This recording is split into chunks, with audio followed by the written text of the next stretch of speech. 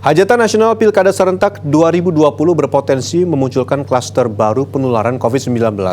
Apalagi bila masa pendukung dan paslon tidak menerapkan protokol kesehatan dengan disiplin. Bisa jadi bukan kemenangan yang diperoleh, tapi paparan virus yang akan didapatkan. Langkah karantina mandiri diambil kandidat wali kota Solo Gibran Rakabuming Raka yang sudah 2 hari tidak berdekatan dengan anak dan istri. Gibran mengisolasi diri di ruang belakang rumah pasca menjalani tes kesehatan di RSUD Dr. Muwardi Solo, termasuk tes swab. Ia tidak ingin keluarganya tertular jika ia ternyata positif COVID, mengingat aktivitasnya di luar rumah cukup tinggi. Lah 2 hari aja, nanti ya habis ini pulang. Jadi senengnya isolasi ya sendiri dong, Mas. Di Jawa Timur, 3 orang bakal pasangan calon pilkada terkonfirmasi positif COVID-19. Tahapan selanjutnya yang seharusnya mereka lalui akhirnya ditunda hingga masa isolasi mandiri selesai. Dari total 41 bacalon di 19 kabupaten kota di Jawa Timur, 3 diantaranya dinyatakan positif. Bawaslu Jawa Timur mencatat sejumlah pelanggaran protokol kesehatan terjadi ketika arak-arakan dan konvoi yang berpotensi menularkan COVID-19. Hal yang sama juga terekam di Kalimantan Selatan. Ada 8 bakal calon kepala daerah yang dinyatakan positif COVID-19 berdasarkan hasil swab.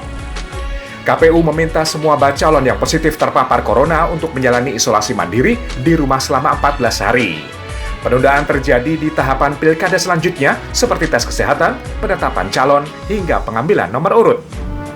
Menanggapi fakta ini, Ketua Komisi Pemilihan Umum Arief Budiman menyebut kepatuhan protokol kesehatan tidak bisa hanya dibebankan pada penyelenggara pilkada saja, namun menjadi tanggung jawab semua pihak. Sejauh ini, dari total 300.000 petugas KPU di 270 daerah penyelenggara pilkada diklaim disiplin menerapkan protokol kesehatan, sekaligus hingga kini tidak ada satupun laporan petugas yang terpapar COVID-19. Kepatuhan itu tidak bisa hanya dimintakan kepada penyelenggara pemilu. Tetapi semua pihak harus patuh. Masih 3 bulan lagi. Ada verifikasi, ada pemeriksaan kesehatan, ada kampanye, ada pemungutan dan penghitungan suara. Dan itu melibatkan massa.